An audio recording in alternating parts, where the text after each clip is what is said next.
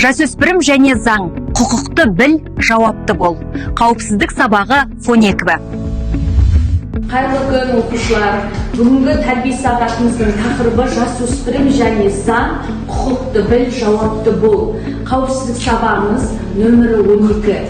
Ал балалар, бүгінгі сабақтың мақсатын сендерге түсіндіріп өтейін. Бүгінгі сабағымыз мақсаты Қазақстан Республикасының азамат мен азаматшасы ретінде өз құқықтарыңды білу және өз құқықтарыңды қоғамға бағына отырып сақтау және сендердің құқықтық сауаттылықтарыңды арттыру. Оқушылар, біздің осы аптада дайын сөзіміз қандай еді? Жақсы балалар, керемет. Балалар, бүгінгі тақырыбымыз біздің жасөспірім және заң дедім ғой. Енді сол мақсатта біздің Қазақстан Республикасының мемлекеттік заңы бар, я? Ол заң жинағы қалай аталады? Конституция деп аталады. Өте жақсы. Жаңа бізде Нұрай заң жинағы Конституция деп жауап берген. Сол Конституция нешінші жылы қабылданды балалар? 1993 жылы қабылданды. Және осы Конституцияға толықтырулар енгізілген жыл қай жыл еді? 1995 жылы өзгертулер енгізілді. Жақсы азамат, отыра ғой. 1995 жылы Конституциямыз толықтырылды дедік қой. Енді Конституцияны біз қай айда, қай күні атап өтеміз? Айша, айта ғой. Қолданыстағы Қазақстан Республикасының Конституциясы 30 тамыз күні қабылданды. Өте жақсы, отыра ғой. Жалпы балалар осындай құқықтық білімдерінің негізі бар екенін түсіндік. Ары қарай тәрбие сабағымызды жалғастырайық. Құқық дегеніміз не балалар? Құқық дегеніміз жалпы алатынымызда мемлекет тарапынан белгіленген жаңа қорғалатын қоғамдағы қатынастарды реттейтін нормалар мен ережелердің жиынтығы. Жалпы құқықты бұзбау керек және де мемлекетке адал жаңағы құқыққа бағынатын азамат пен азаматша болып тәрбиеленіп шығу біздің міндетіміз. Жалпы құқықты сақтаудың ең маңыздылықтарын атап өтейін. Әділеттілік, яғни құқық барлық азаматтар үшін әділеттілікті орнатудың бір жаңағы күші, реттілігі деп айта аламыз, я? Екіншіден кепілі деп айтайықшы, я? Қорғау, адамдардың құқықтары мен бостандықтарын қорғайды. Жалпы бізде Қазақстан Республикасында осы біздің білім алып жатуымыз және де әрбір жаңағы бір-бірімізге балағат сөз айтуға болмайтынымыз және де буллингпен көрсетуге болмайтынымыз жөнінде алдыңғы бізде тәрбие сағаттарында айтылған болатындығын, я? Солай ма балалар? Енді ары қарай нормалар, қоғамдық тәртіп сақтауға арналған ережелер мен заңдар, теңдік, барлық азаматтар заң алдында тең. Біздің әлеуметтік жағдайымызға, денсаулығымызға, еш нәрсеге қарамастан біз заң алдында барлығымыз қандаймыз? Бірдейміз және теңбіз. Енді ары қарай балалар, жасөспірімдердің негізгі құқықтарын мен айтып өткім келіп отыр. Жалпы жасөспірімдердің негізгі құқығына өмір сүруге және дамуға құқығымыз, білім алуға құқығымыз, яғни біз қазір кезде мемлекет тарапынан 11 жыл бойы білімімізді алып жетілдіріп отырамыз, я? Мектеп алды даярлықты қосқан кезімізде 12 жыл білімімізді жаңағы алып жатырмыз. Ары қарай оқушылар еңбек етуге құқылымыз, я? Сонымен қатар демалуға құқылымыз, жеке өмірге қол сұқпауымыз керек. Жаңа айттым, я? Қазір топтық жұмыс орындайтын боламыз. Әр қатарға өзінің тақырыптар берем. Одан кейін жеке медициналық көмек алуға құқылымыз, я? Біз ауырып қалған жағдайда денсаулығымызды түзету үшін медициналық көмектер алып отырамыз. Сонымен қатар өз пікірін білдіруге құқылымыз және қауіпсіздік пен қорғауға біз өз-өзімізді құқылы болып табылады екенбіз балалар. Енді балалар, құқық дегеніміз не? Құқық бұл мемлекет тарапынан бекітілген және қорғалатын қоғамдық қатынастарды реттейтін нормалар мен ережелер жиынтығы. Ол адамдардың бостандығы мен қауіпсіздігін және теңдігін қамтамасыз етеді. Ал оқушылар қазір топтық жұмыс орындайтын боламыз. Топтық жұмысты орындамастан бұрын тыңдалым бейне жазбасын тыңдап алайық. Жұмыскер мен жұмыс берушінің келісімі мен екі жақтың құқығы.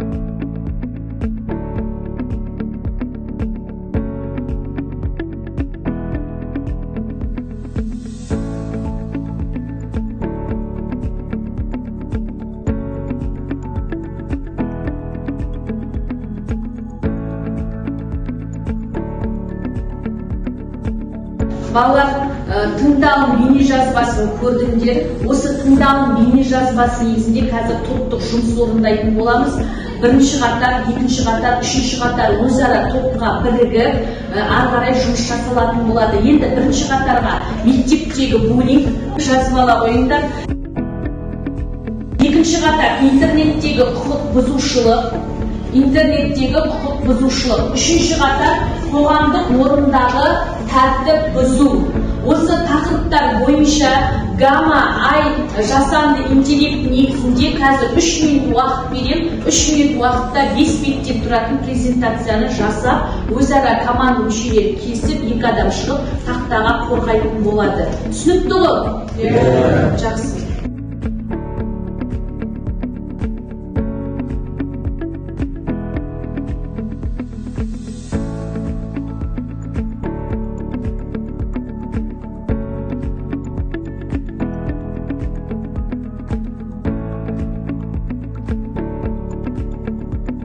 Сәлеметсіздер ме? Біз бірінші топ бізге берілген тапсырма мектептегі буллинг және жасаспау. Бұл презентацияда мектептегі буллингтің ауқымын, оның себептерін, зардаптарын және оны тиімді шешудің жолдарын таныстыратын боламыз. Буллинг дегеніміз не? Анықтамасы мен түрлері. Буллингті бөлінеді, өзара физикалық буллинг деген болады. Соғу, итеру, заттар тартып алу және қоғамдық көрсету деген сияқты. Вербалды буллинг дегеніміз мазақтау, қорлау, қауіп төндіру және жаман сөздерді айту. Әлеуметтік буллинг дегеніміз топтан шығару, сектарлық қарым-қатынастарды бұзу. Кибербуллинг, интернет арқылы қорқыту, мазақтау және жеке ақпараттарды тарату. Осындай буллингтің түрлері бар. Қайырлы күн, мен Накит Айша. Құрбанға буллинг жасаушыға және куәгерлер үшін буллингтің зардаптары бар. Мысалы, құрбан үшін психикалық денсаулықтың нашарлауы, депрессия, мазасыздық, өзіне деген сенімсіздік, мектептен қалу, өмірлік қатынастардағы қиындықтар. Буллинг жасаушы үшін әлеуметтік қатынастардағы проблемалар, кейінгі өмірде зорлық-зомбылыққа бейімділік, заң алдындағы жауапкершілік. Куәгерлер үшін қорқыныш сезімі, кінәлілік сезімі, мектеп ортасына деген сенімсіздік және буллингке қарсы тұруға деген құлықсыздық әсер етеді. Қайырлы күн, біз екінші топ оқушылары Үйсінбай Құдірет және де Жақсыбай Ерна. Бізге берілген тақырып интернеттегі құқық бұзушылық және оның қауіп-қатерлері мен қорғану жолдары. Интернет алаяқтық Қазақстандағы шынайы қауіп. Полиция ескерту 2024 жылы полиция интернет алаяқтарға қарсы арнайы ескерту жасады.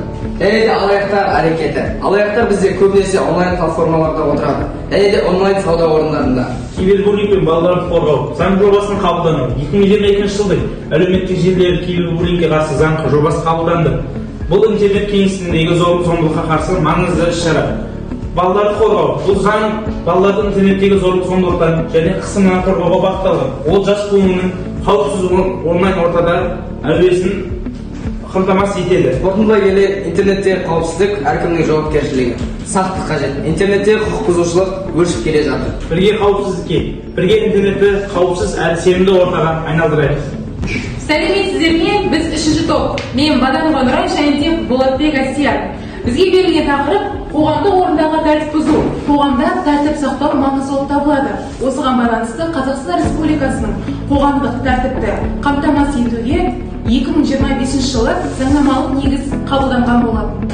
Қоғамдық тәртіпті бұзғандарға қатысты заңнамалық жауапкершілік. Біріншісі әкімшілік кодекс, Қазақстан Республикасының әкімшілік құқық бұзушылық туралы кодексінің қоғамдық тәртіпті бұзу баптары. Екіншісі алдын алу жұмыстары, тәртіпті бұзудың алдын алу бойынша жүргізілетін профилактикалық іс-шаралар мен бағдарламалар. Қорытындылай келе, бейбіт қоғам, тәртіпсіздікке жол бермей бейбіт әрі қауіпсіз қоғам құру баршамызға ортақ міндетіміз және келешек ұрпақтың алдындағы жауапкершілігіміз. Оқушылар, бүгінгі топтық жұмыстарыңды өте жақсы орындап шықтыңдар, құқықтық сауаттылықтарын тереңдеп, көптеген нәрселерді игердіңдер деген сенімдемін. Енді балалар қауіпсіздік сабағына назарымызды аударайық. Қазір бейне жазба ұсынатын болам. Мұқият қараймыз балалар.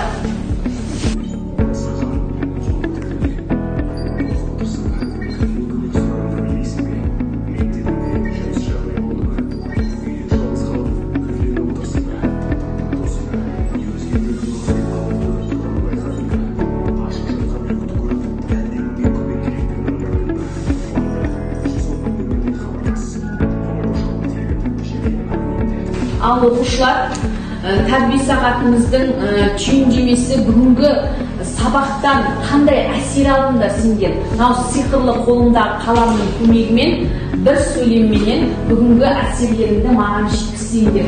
Кәнекей, Ануар айтасың. Бүгінгі сабақ өте күшті өтті.